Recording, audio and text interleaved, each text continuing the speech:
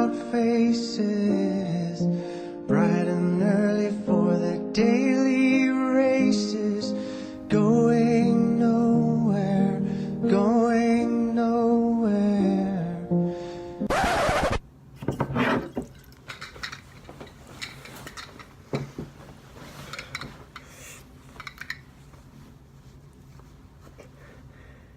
Hi, I'm Sean Reimer. I don't rhyme, and boy has the world become complicated lately. There's an economic downturn that's being exploited beyond belief so leaders can gain power. And those leaders are honestly pretty dumb. We announced that our membership figures stood at 700,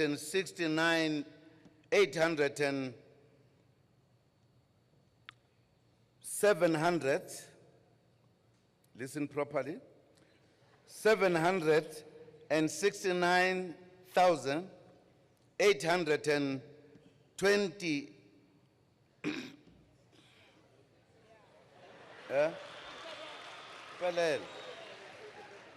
and 70. And regardless of whether they want to invade our social lives or not, they still want control over the economy. There's got to be a happy medium where both social and economic freedoms exist.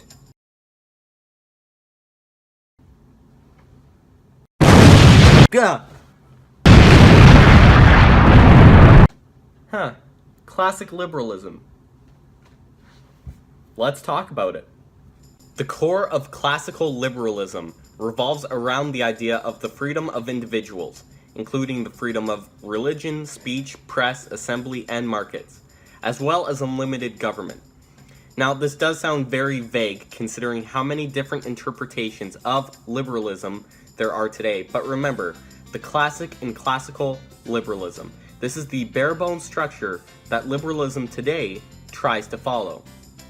The concept of a free economy had its roots in ancient Greece, but really started to gain traction in the 18th century. Before that, in the Middle Ages, Christianity offered an alternative religion that was less collectivist and allowed many church fathers to rediscover writings from Greece and Rome. These classics included economics and political sciences. As a result, perfectibility was questioned, and self-education gained wider acceptance, rather than just education by the church. This eventually led to Spanish fathers producing a theory of market prices, which anticipated later Scottish Enlightenment arguments. Although, before we get to that Enlightenment, we must cover John Locke. John Locke gained much influence of his ideas from the English Civil War. His father's involvement influenced his respect for the law, while his influencers, like Hugo Grotius, led him to question which laws should be observed, ultimately leading him to found the idea that any law that ignores basic human rights shouldn't be obeyed, and essentially gave the middle finger to Thomas Hobbes with his idea that human beings can actually govern themselves. Okay, now to the Scottish. They may take our lives, but they'll never take our freedom! Adam Smith was probably the largest figure in the Scottish Enlightenment movement, recognizing that self-interests motivate everyone, and that it can be used to a country's advantage. This led to sociocrats in France and North America adopting Adam's ideas into their movements. The French with their "Live and let die."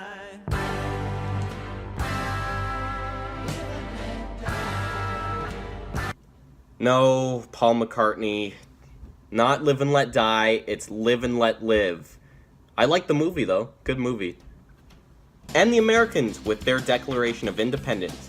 It also arrived just in time for the Industrial Revolution, so even more jobs are available. Now you're probably thinking, Sean, classical liberalism sounds awesome. It's like the perfect blend of economic and social freedom. Why isn't it a thing now? Well, 2 words. Depression and power. Okay, that's technically 3, but you get it.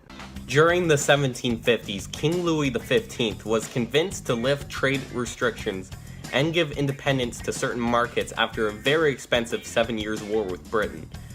Unfortunately, a bad harvest made prices of bread skyrocket, causing Louis to turn his back on that idea. You know where the story goes from there. Also, leaders are able to find loopholes to ensure dominance over a country, but yet also ensure that the public still supports their policies. That's how Warwick Davis here stayed in power for so long, even though he called himself the Emperor. Same thing with the US after the Great Depression. Except, last time I checked, FDR didn't call himself the freaking Emperor. But the government still had much more control over the economy after that. So, does classic liberalism still exist? Well, the fact that it's called classic liberalism kinda gives you the answer. Although modern liberalism tries to incorporate elements of it. The progressive social change element is utilized by liberals, and the economic freedom element is utilized more by conservatives. Well, in an ideal world. So it really comes down to us as voters. What's more important to us? The social change element or the economic freedom element? It's all down to us. I'm Sean Reimer, and